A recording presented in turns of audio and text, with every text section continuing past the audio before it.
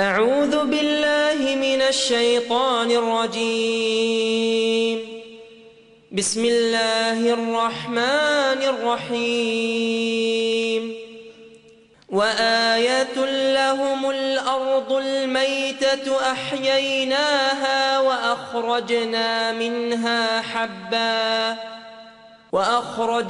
منها حبا فمنه يأكلون وجعلنا فيها جنات من نخيل وأعناب وفجرنا فيها من العيون ليأكلوا من ثمره وما عملته أيديهم أفلا يشكرون.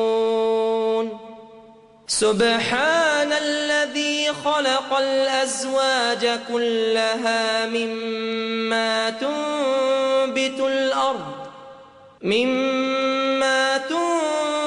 الأرض ومن أنفسهم ومما لا يعلمون.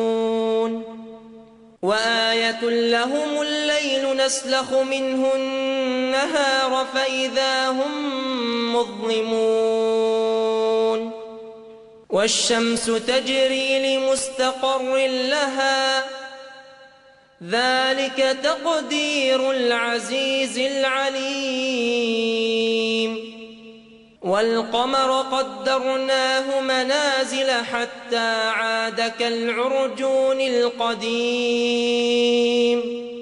لا الشمس ينبغي لها أن تدرك القمر ولا الليل سابق النهار وكل في فلك يسبحون.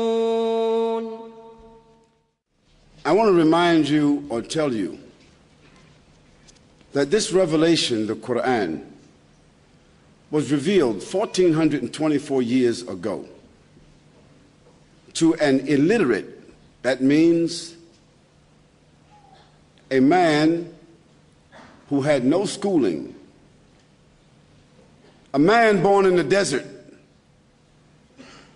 an Arab,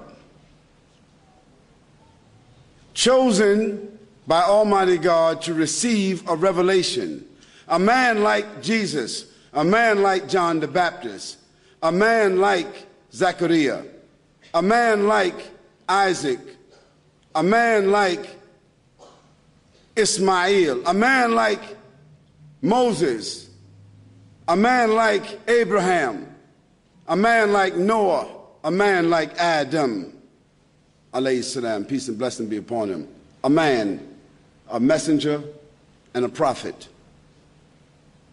Now this Quran that he recited is recited by 1.4 billion people in the world and memorized from cover to cover, 6,626 verses, by literally millions of Muslims. Not a few, but millions.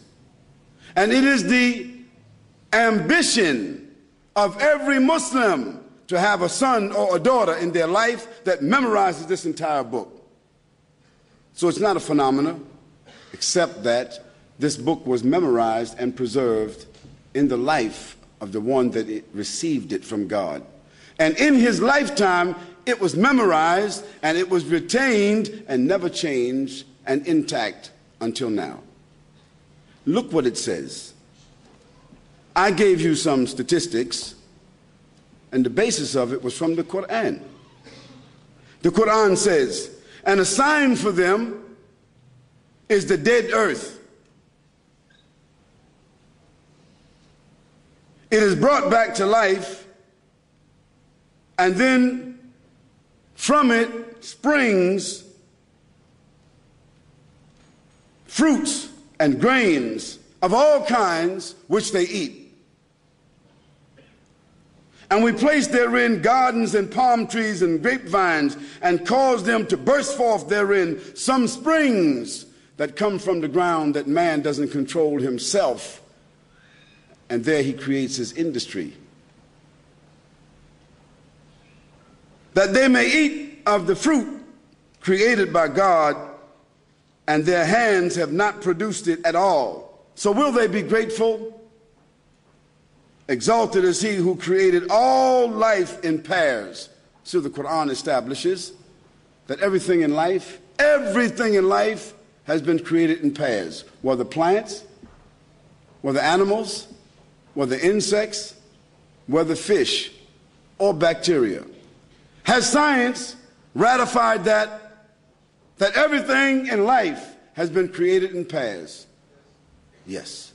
The Quran said that 1,424 years ago. And of course, the Prophet Muhammad, peace and blessing be upon him, he wasn't a botanist. He wasn't a geologist. He didn't have a microscope. He had no way of knowing that. The only way a human being 1,424 years could know that is through the help and inspiration of the one who is the creator from the beginning. Because that fact that everything has been created in pairs was only discovered 78 years ago, scientifically. And a sign for them is the night that we extract from the light of the day. Now, this is the phenomena itself that we have now discovered from going outer space. Dear brothers and sisters, all of this is to establish in your minds, all of this dialogue, all of this evidence, all of this proof is to clearly establish in everybody's mind here that you and I, nor all of us together, nor all the human beings in other places throughout the earth, none of us individually, endowed or unendowed, intelligent or unintelligent, educated or otherwise, rich or poor, black or white, male or female, none of us are benefactors. Who's the benefactor? Who's the benefactor? God, the Almighty, the Creator, your Lord, my Lord. This was established by those prophets and messengers, those extraordinary human beings that I spoke about a few moments ago. That was already established. I didn't need to come here and establish that. I just need to come here and remind you of that. Now, those extraordinary human beings were the ones that came to tell other human beings who thought at that time that they were somewhat sophisticated. Isn't that, this is unique about humans. At every age, even 5,000 years ago, they thought they were modern. At every age, human beings, no matter what stage of development they are at, they think that they're modern and more sophisticated than others. This is the nature of human beings. Yet all of them don't seem to ponder on the fact that they're only here for a moment. And some of them, during the moment that they're here, they become so arrogant.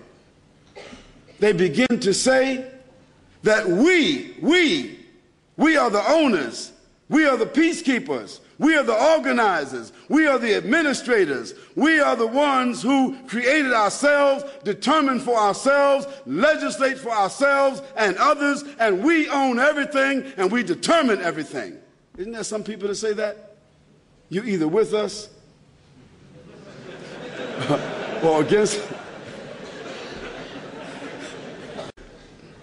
And don't give man a few tools that he can use, a few things that he can throw or some missiles that he can shoot. He really becomes arrogant. Then, when Abraham went to Pharaoh and talked to Pharaoh, Pharaoh told Abraham, "Why should I worship your God?